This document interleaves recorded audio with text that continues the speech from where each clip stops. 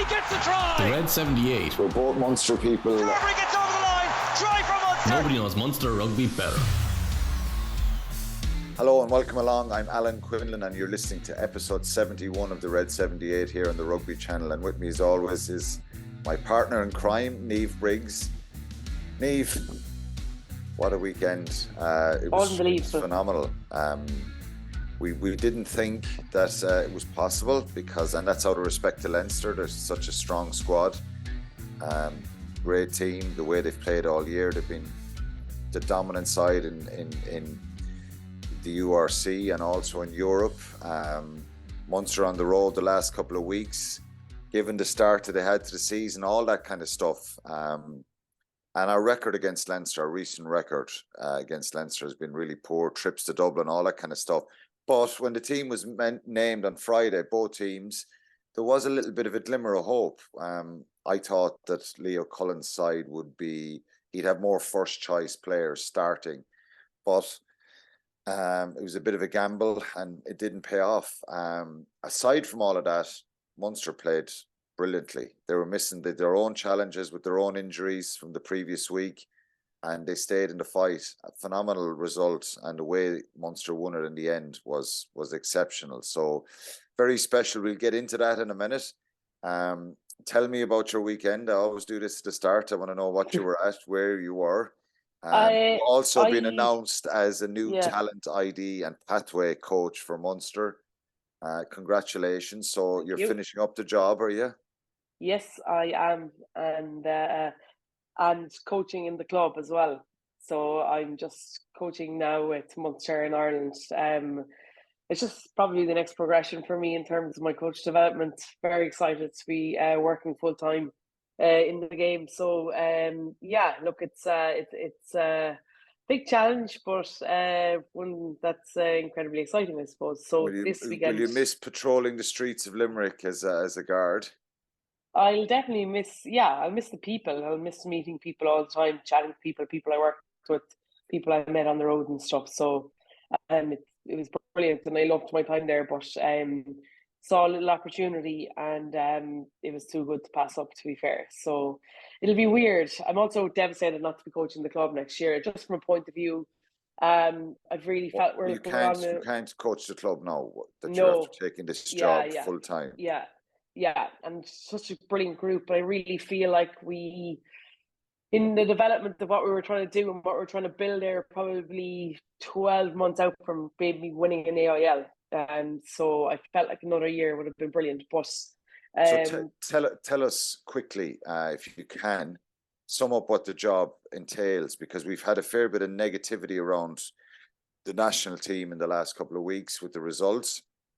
The RFU have received a bit of a kicking at times from people, particularly on social media. I've been talking about, change and implementing the changes from the review that came out.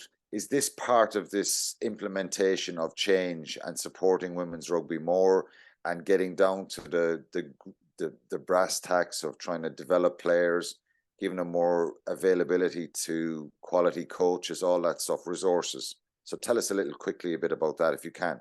It doesn't have to be quickly, sorry. Yeah, no, you're dead right. I'm keen to talk about the Munster Leinster game, but look, you're dead right. It's on the back of that recommendations. I think it's really important that we provide a pathway for young girls to be able to move along the chain. So in the men's game, it's professional. So there's an academy structure and then an NTS structure, and from a school's point of view, and they're only the real good club players come into that. You know what I mean? It's very difficult, I think, from a club playing point of view to try and break into that mold.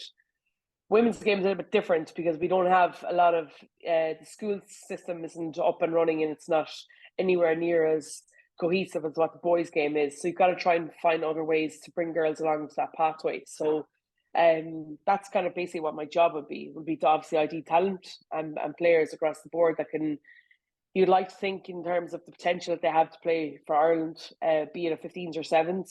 And then obviously then you provide them with resources to be able to by the time they get to that national level, that they're already living and understanding what high performance means. And what it does too is it opens up these centre of excellence around the provinces. So obviously in Munster and the others. So it's not drawing all the players to Dublin, which is really important for the domestic game here. It's really important for young girls going to college, coming out of school, going into work. They don't have to flock to Dublin straight away. That we have enough resources here to keep them in provinces in order to grow the game, and that's going to be really important for us. Okay. So, look, it's really exciting. And this weekend, I wasn't at the match. I was in the High Performance Centre for the girls under 16 and 18 into Pro 7s, which was really, really good. Big eye opener of the talent that's coming through. I would love if people that had a genuine interest in women's rugby and these people that are online talking all the time about things that aren't good enough would come out to the HBC next Saturday, 20th of May, because the finals are on. So they had a day last Saturday. They have another one this Saturday, because the talent that's coming through is scary good. Scary good. And it's very exciting to be able to watch it because you know that you've a chance to influence it. So, a good belted back down the road then in time for the match. Okay, was buzzing. Well, congrats on the new job. I did see some comments online about proposed structures for next year and different competitions and representative ladies who mightn't be available for AIL a lot of the time, which it's difficult balancing act to get. I would remind people, when I transitioned from Shannon to Munster full time, we were taken away from our clubs. So you can't have it both ways. It's just so difficult.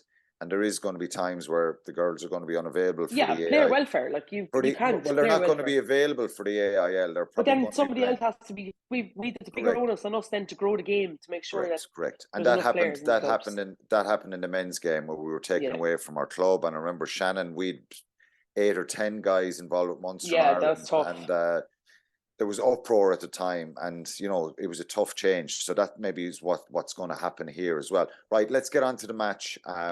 The Munster game, the unthinkable really in winning this game. And again, I try and be as respectful as I can here, without being patronising.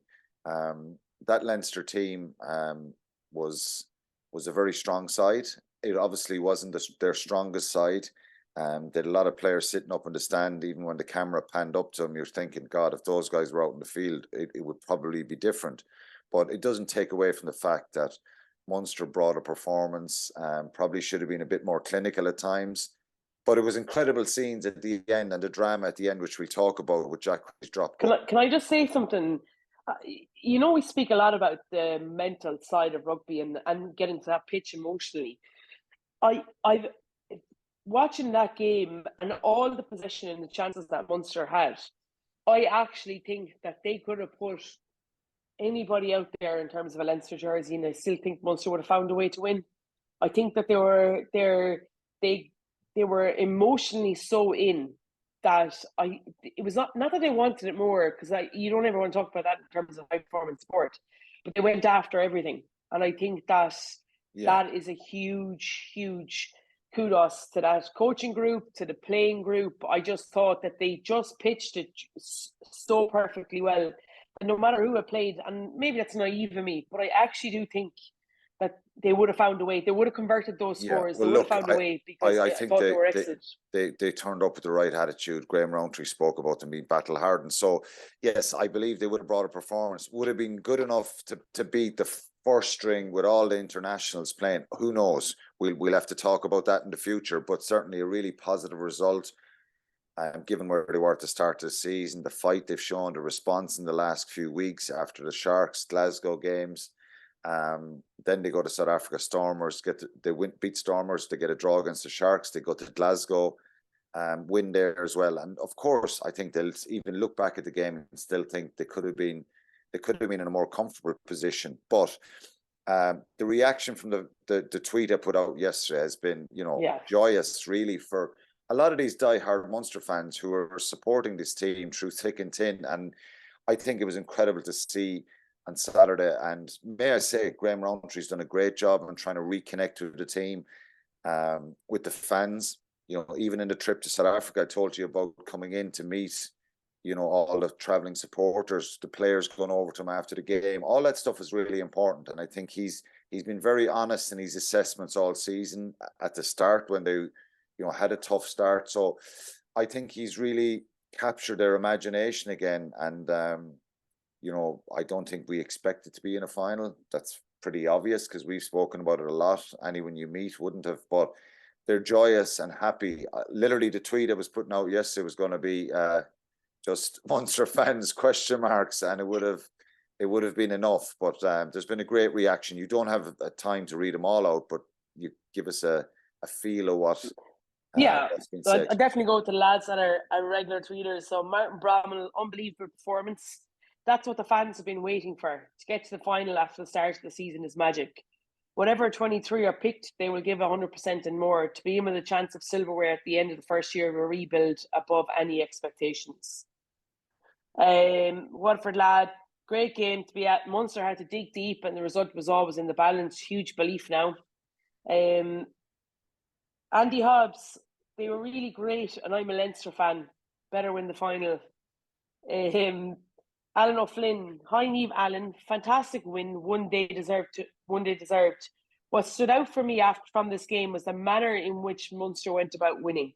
With some big names sidelined, some teams might fold. There seems to be a strong trajectory and belief in the system. Wig talks about that, doesn't he, a lot? Belief in his press conferences. Spoke about it in the RT one after. Very important. And it's how many times I spoke about getting the fight, the desire, all that stuff right. But you gotta have a bit of steel about you as well and be controlled. And when we analyze the game in a few minutes, we'll talk a little bit about that last 4 or 5 minutes, which was brilliant. And they, you know, rode their luck a little bit maybe with the scrum. But the turnover from Gavin Coombs and the way they ran out there, even Craig Casey's kick up field, Jack Crowley running back to set up the opportunity. So, yeah, confidence, self-belief, very much really important. And a lot of, you know, they all had big games. Yeah. John Tewig, our away form allows us to be hopeful for the final. Crowley and Healy were excellent, as was the whole team. If we have a full squad to pick from, I think the final is 50-50. Our defence keeps us in games. None of us saw this coming, even without the bad start. Martin Sheen, what a game. A mammoth effort from all the boys. Everyone stood up to be counted. Leinster underestimated Munster because of our injuries previous week, but a win is a win. What a first season for the coaches, onwards and upwards. Liam Sheehan, credit to both sides, a fantastic game. A lot of younger Munster players coming of age, which I know you're going to speak about afterwards. None more so than Jack Crowley. Niall Scanlon was huge after his introduction. This can't be our final. Let's give Keith Earls the send-off he deserves. Joe, the fact that some of our youngest players had the confidence to perform over the second half the way they did bodes very well for the future. Likely that those out with HIAs all available for the final. Tough selection calls with great competition for not just the first 15. Helena Close, incredible match to be at. They dug deep, gave it everything. Hodnett a workhorse, Klein the same, but every single one of them stood up. We are building an amazing team. The Aviva was the usual manufactured noise in the atmosphere, not the booing. Thought the ref did well. Ian Moore, huge opportunity to follow through now and lift the trophy. Hopefully with the 4 players coming back, we have the strongest squad all year. The opportunities don't come often and our record isn't great. Critical we follow through and win. Gavin McCarthy, great game, great performance. We'll do well to keep Leamy at club level. International sides will have their eyes on him. Archer had a fine game. Great to have Munster back in the final. Can briefly, just to take a quick break there, talk to me about Stephen Archer, because he's just been a revelation this season, I think. He's been brilliant. His penalty count used to drive me insane. But it's almost like we're now getting to see him with the ball in hand, like the line breaks, the little bit of offloads. You know, we talk about John Klein's handling. That's probably been the true reflection of this group for me from this coaching ticket, is that they all just seem way more comfortable now on the ball. Yeah, and Archer, prime example. He's played superbly and scrummaged superbly. You know, you just look at South Africa having to, you know, he played the full 80 minutes over both games and was outstanding. So I played with Stephen Archer, would you believe? And he's around for a long time. Yeah, he's a great fella. Jeez. He's as honest as they come. And, you know, the penalties, yeah, I think we've seen a few of them in the last couple of years, and that sometimes they're frustrating. He knows himself, but he's very, very committed. I think his scrummaging has been brilliant, and it's an area where Munster are down in numbers. I think his handling has got better as well, and I he's feel like he's obviously turned into a brilliant leader. Do you yeah, understand what I'm saying? he's I think very he's like fit. he's He's very fit as well. So look, he's done brilliantly, and very, very important the last few weeks, and is going to be vital again in the final. So yeah, big credit to him. Couple of He more, gets sorry. lots of mentions online. Yeah, he does. To be fair, another one here from Dahi. You've got to be brave. Those words from Roundtree in an interview spoke volumes of the team progress this season. They executed that bravery perfectly in that final drive to Crowley's drop goal. Huge shout out for Stephen Archer in the form of his life. Excellent on Saturday. Colin says, shows the progress we are making. The squad depth looks very light in places. But when we show up, we are a match for almost anyone. Let's hope Nash, Murray, Fekatoa, Kilcoyne, Healy, and especially Simon are available so we can have a serious cut off the Stormers. Munster boys, Crowley comes of age, Kendellen, Hodnett, Daly, Nash, all future internationals. Haley has to make the World Cup warm-up squad. He's the second best fullback in the country. Special mention for Rory Scannell, his best Munster game since winning the Glasgow penalty years ago, now to win the URC. And just more about the front row. And I'd have to back that up in terms of Rory Scannell. I thought he was really, really good when he came on. Tom Lundergan, that was a fantastic result and a great day for Munster Rugby. Delighted with the false sense of security at Stormers, celebrating that they are not facing Leinster. The reverse psychology of that is massively in our favour once the Munster dog bites them on the arse again. So we'll talk about that as well. Just an interesting one here from John Callan. He's a Leinster fan. Well done on the deserved win. What does Jack O'Donoghue need to do to be a regular starter and in contention for Ireland? I think he's a great player and impressed when he came on. Just wondering what the Munster view of him is. He needs to probably just bring that level of consistency. I think he's a great player. I think he's a great leader. I think he's obviously been captain of Munster a lot in the last couple of seasons. Very, very talented. I think it's just that consistency. And listen, maybe it's a concentration thing. Maybe it's just being at it all the time.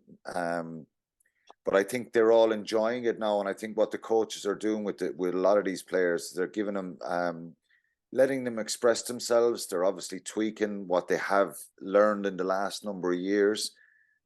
Which I think sometimes too, sorry for interrupting you there. Sometimes too, there's a almost not what more a player can do to be, playing rugby for Ireland or whatever it is. It's almost about the problem here, Niamh, is the issue is that there's so many good players. Like it's not that. The problem here is Munster have struggled for the last number of years to win trophies, to be hitting the highs consistently. And if that is the case, you as an individual can struggle. I played in a team that was constantly 80-90% of the time winning matches, challenging for Europe, challenging for the league titles. So you're in that shop window week after week after week. They're big. I know, big but Quinny, what I'm trying to say to you is that it's in an era where we've the most strength and depth ever in the back row in this country. I know. Like who would you drop from? That's what I'm asking you. Like I'm just saying, like he's an unbelievable player, ridiculously athletic. I know. We know how good he is, hard working, but I understand that. But the point I'm making is it makes it more difficult when you're not on a winning team. When you're on a winning team and you're challenging for trophies, you're in the big stage, you're going into semi-finals and finals consistently. That's where, you really get a chance to accelerate your progress and the perception. So I'm just making the point is, of course, so much talent out there and so many quality back rowers. Leinster have an abundance of them. They're all internationals, you know what I mean? So that's difficult for Jack. But look, I thought definitely coming off the bench, one of the tweeters there is talking about his impact off the bench. It was brilliant. I said it yesterday and off the ball as well. Rory Scannell, it was brilliant to see him come on, play really well. It's not just a measure of Alex Kendellen as well, superb, so young players, and that's what gives people hope that some of these players, and you know what, the way the game has gone, Niamh, is the bench is a vital part of it. So It's very, very important. Listen, we've got to move on to the performance. Let's go through the positives, negatives. Very hard to find any sort of negatives here. I think if I was looking at any, it's just probably been a bit more clinical. Munster were close to the line. They had a couple of opportunities with mauls in that first half. They lost the ball in a maul, stripped out at one stage. You know, I think if you get into that position, lots of people are asking why weren't we kicking penalties, but you know, they've I suppose the decisions to go to the corner, sometime one or two, I was kind of saying, Jesus, maybe take your points here. But they went to the corners, didn't get the reward for it. And it's a wrong decision when you don't score when you go to the corner.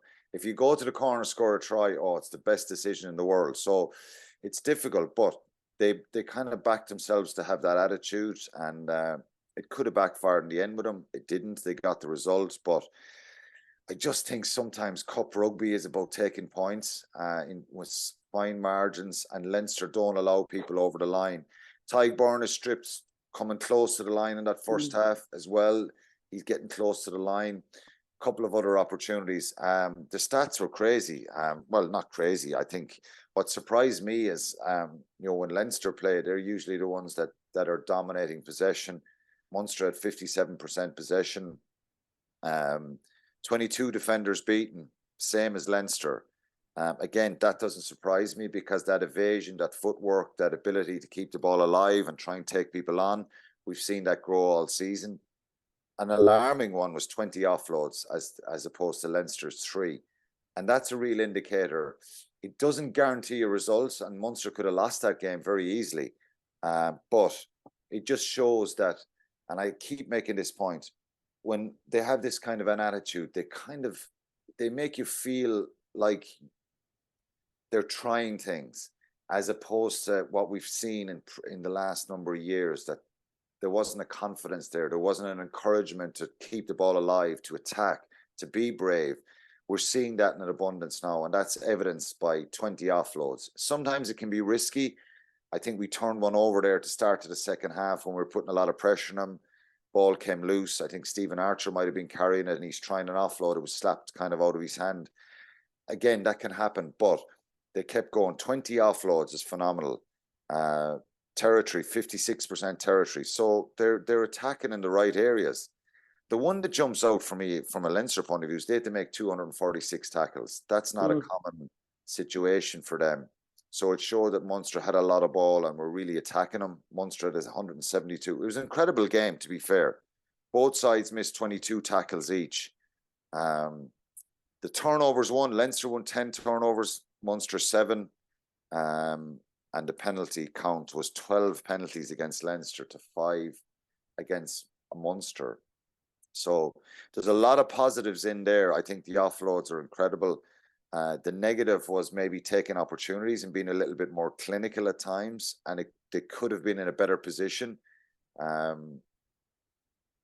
It's hard to find any negatives, other negatives, really, because I just thought the fight, it just had that feel that this game, you were immersed in it, and you had the feeling from a Munster point of view. And I know some Leinster people are kind of saying stuff online that, you know, always our second string, and, you know, don't be getting carried away or fooling yourselves. We're not fooling ourselves. We know how strong Leinster are, and we've acknowledged it. And people in Munster know that.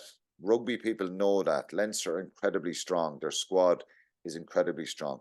We know there was 10 or 11 guys sitting up on the stand who are world-class players, not just good international players.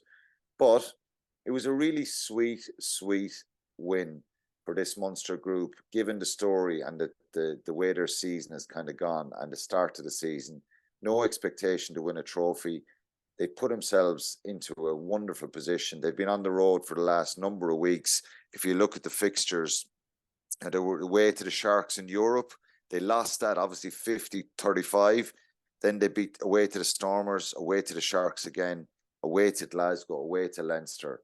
It's an incredibly hard run. They've shown some balls and heart and passion. And, you know, we know that Leinster weren't at full strength, but it's still a brilliant, brilliant win. And it's one really special one for Munster. So for me, I think there's very, very, very few negatives, if any. It's just maybe that being a little bit clinical. I don't know what you think as a coach. Oh yeah, look, that was 100%. You definitely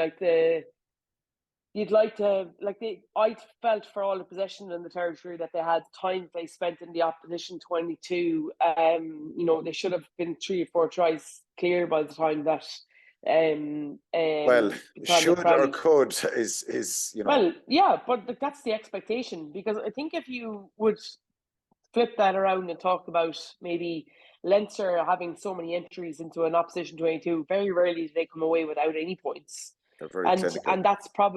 that's probably why they're, one of the reasons why they're so exceptionally good. Two big turning points for me. First half, Keith Darrell's drives Max Egan back in a tackle, outrageous. Footwork, contact. That is, you can see that setting a tone 100%. The biggest one for me, though, is the Tommy O'Brien and Mike Haley chase back into the end goal.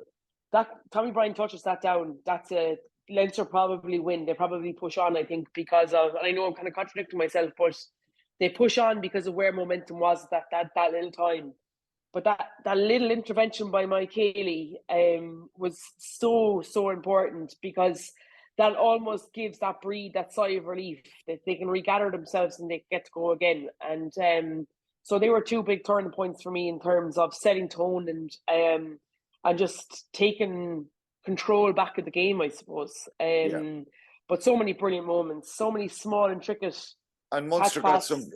Munster got some breaks as well. The Ryan Baird try, the slight touch of it going forward off Tommy O'Brien. Yeah, but it was a touch, though. It was. That was picked up by the TMO, Ben Whitehouse. So very small margins. But sometimes in sport, you create your luck by your attitude and the work rate and the honesty. And Mike Haley did brilliantly, as you said, to get back there. Some of the I don't know if you could see tackles, it on turnovers.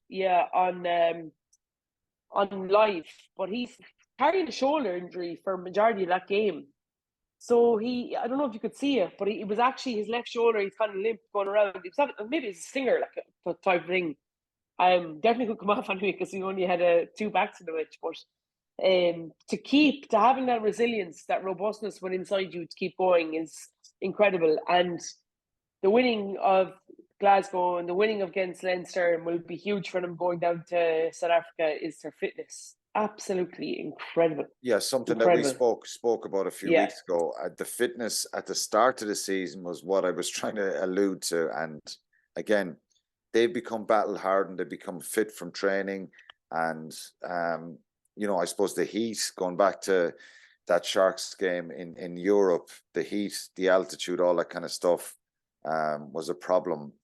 Well, it was the heat and the humidity. Sorry, not the altitude. The heat and the humidity was a big challenge that day, difficulty from. But they look fit, they look battle hardened, and they keep going.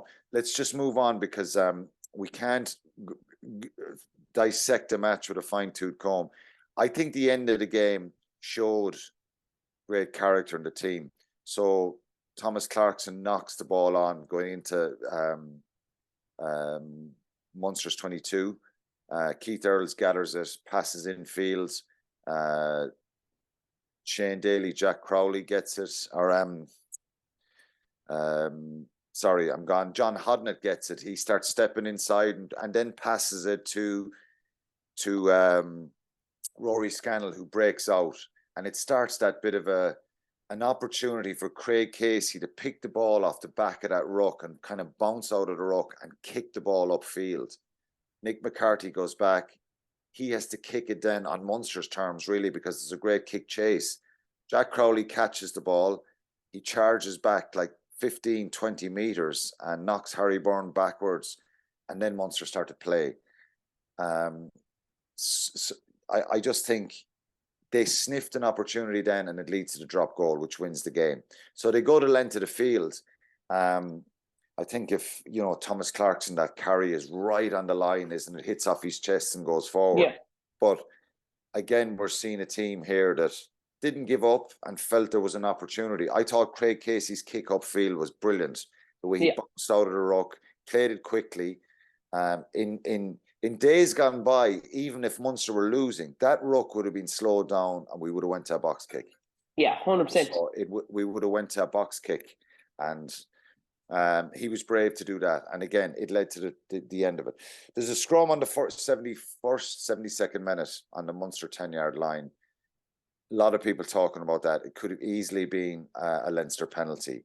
I think I watched back on this a number of times, and Frank Murphy reset the scrum, and it was never steady from the very start. But in saying all that, it could easily have been a Leinster penalty. If they get a penalty there, kick it, it's game over. But Munster got some breaks. And what was your opinion of Frank Murphy as a referee? Because I think, again, I'm not calling it sour grapes, but there's a lot of focus on a minority of people, obviously, who are Leinster supporters online, and they think, oh, the referee was the deciding factor. I don't think he was the deciding factor. I think he let the game flow. I think there was one or two decisions that could have went the other way. I think he could have sin-binned Luke McGrath for the hand up, blocking a pass.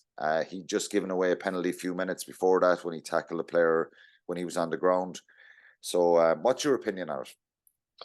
Yeah, look, I actually thought he did really well. And, you know, it's a very tough situation. Like, you can take away the ambiguity of all this and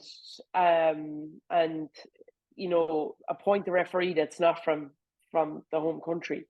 I don't think anything would have mattered or done differently in terms of the results. I think it's a very unfair position. We spoke about this in relation to the Andy Brace appointment before Christmas as well, and around that time, I think it's just really unfortunate. I just don't see the point or the reason why we have to put him in that position. But from his point of view, he'd be very happy going into his review on Monday. He can't. I agree with you. I thought he let the game flow. One or two things, but that game was so ferocious. The pace was outrageous. I think I saw a stat yesterday from Murray Kinsler that it was ball play was 45 minutes or 44 something. Like, that is and there's lots of test level. Like, there's lots of examples for both sides that you could go back and look at. And I know every game. People here who are giving out are picking a couple of incidents. You could do that in every breakdown. It's a difficult job. I listened to Bernard Jackman, and obviously he played with Leinster, and I thought that he said his comments where he came out of the game thinking, he wasn't focused on the referee. It didn't come into his mind. I was similar, but I think, look, there's always one or two. But look, it is what it is. We're going to move on from that. I think Munster deserved to win. They stayed in the fight, and eventually they got there. So it was brilliant. Star of the week. It's hard to look beyond Jack Crowley, and I think I'm not going to look beyond Jack Crowley to get a drop goal like that at the end, to make the carry back from in the start, to the build up to that, the fight and determination, the quality he showed to drop that ball over the bar. Great patience from Munster there. So I'm giving it to Jack Crowley. I would say definitely there's so many players you could mention here that, like, right across the board, everyone, I think the way they played, and we must not forget that, at the end of that game, Jeremy Lockman has gone off the field. Dermot Barnes, Stephen Archer, John Klein, Tyg Byrne, that's the whole front five gone, and Peter O'Mahony. So it was a kind of an inexperienced team that saw out the game and won it, which is brilliant for growth and building. But for me, Jack Crowley's the star of the week. I just think that drop goal, the little finger wag at the end, like Rog would have done, was really special. But everyone was brilliant right across the board. Niall Scannell as well coming on. I didn't mention him. He had a great impact. Gavin Coombs throughout the game, that turnover near the end, brilliant. So he's really coming of age, and we've seen a lot of big moments from him last week. Not just, we know he's a good carrier of the ball, but without the ball, he's worked great. I think since he's come back from November, it's like a night and day in terms of player, of his, in quality that he's shown. His work rate, his ability to have, loads of small little, like, contributions that we don't really see. So I always thought when especially at the start of the season, you're looking at him, you're like, brilliant carry, an unbelievable turnover, and then we wouldn't see him then for a couple of phases.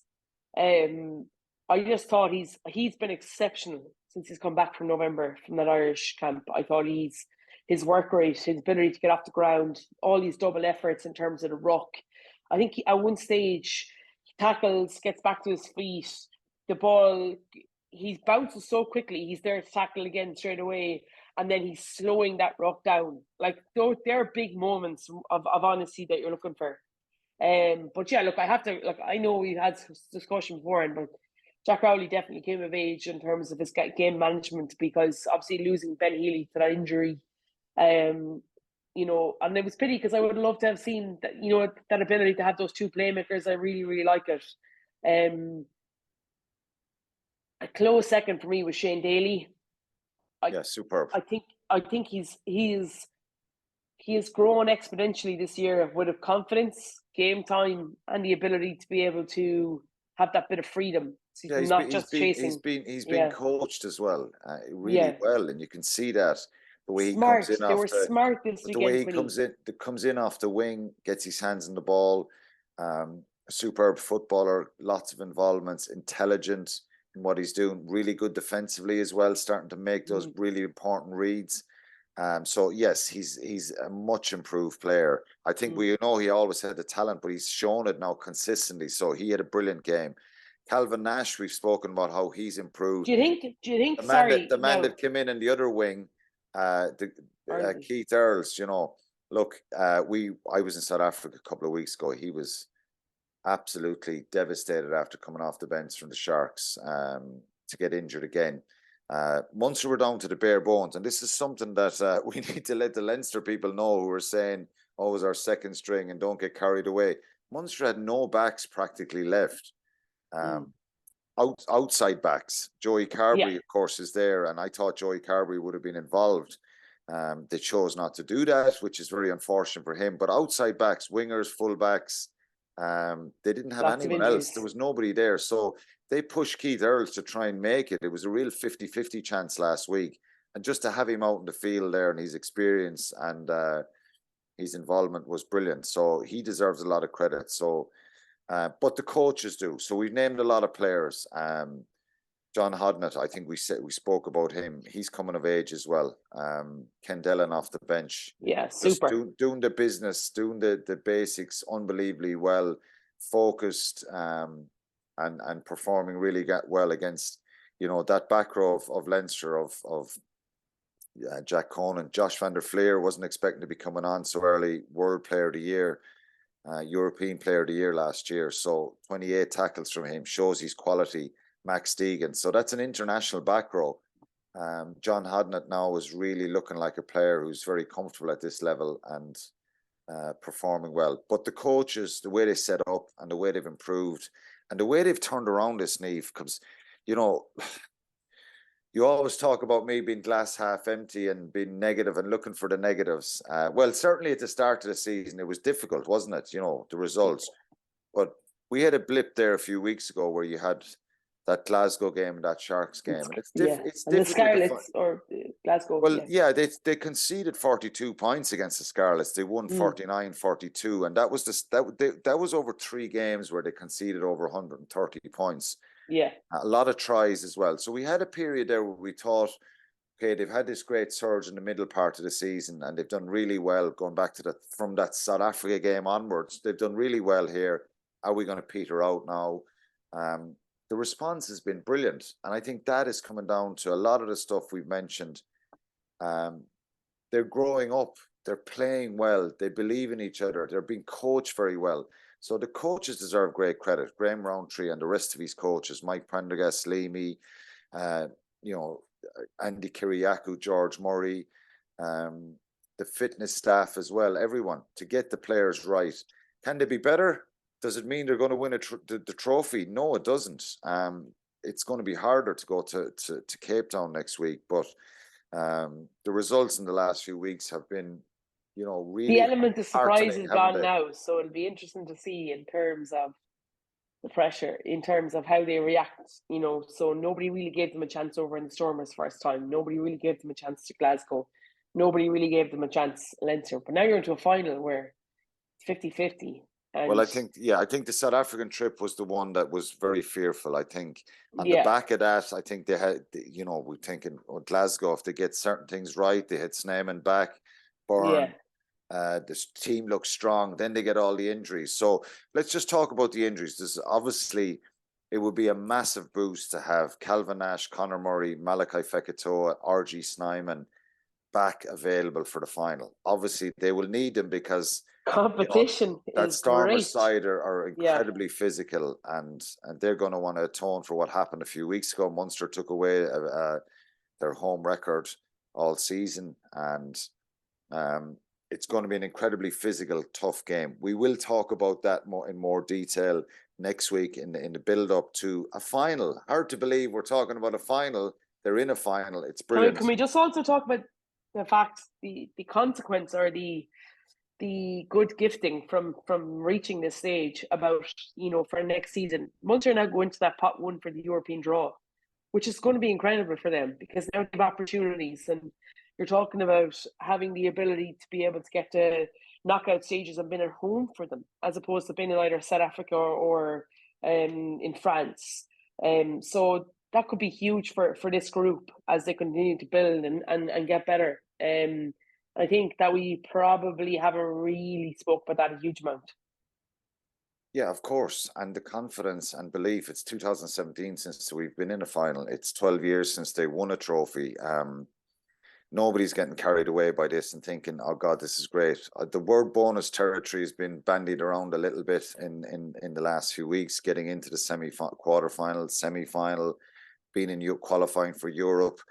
But they have a chance now to go and they've got to bring a performance, because that Stormers side is incredibly powerful. There's a certain video of them celebrating after the weekend. We'll go into that next week. I can understand in some ways they're celebrating that they don't have to travel again. Joseph Dweba's comments saying we'll F them up, that would give a little bit of motivation. I'd say they're raging that got out, because it was deleted pretty quickly afterwards. But we look into it's out. The coach spoke about it in his press conference yesterday. Dismissing kind of the impact and what played it down so bad. Bit, if anybody hadn't seen it, go try and find it. It was silly. It was silly from them. Whoever took that video, I can understand they're celebrating that they don't have to travel and they got a home final. But anyway, it was a bit unwise, shall we say. So listen, we've got to leave it there. We will come back and preview the final next week. It's just wonderful that they're there. I thought the scenes for the fans after the game on Saturday were really special. Yeah. And the players, obviously, but it was really special. And I'll say this again, none of us think, God, we've beaten the first string Leinster side. We understand there wasn't nobody's getting carried away here, but it's still really special. So let us enjoy it, Leinster fans. If any of you tuning in, let us enjoy finally getting a result and getting into a final and winning a big game and being happy. So we're happy with that. So that's it for episode 71. Thanks again, Niamh. You've had a busy week. I'm sure you have a busy weekend coming up. And we look forward to catching up next week, previewing the final. Chat then. The Red 78 with Quinlan and Niamh Briggs. Nobody knows Munster rugby better. I'd like to think I know a lot.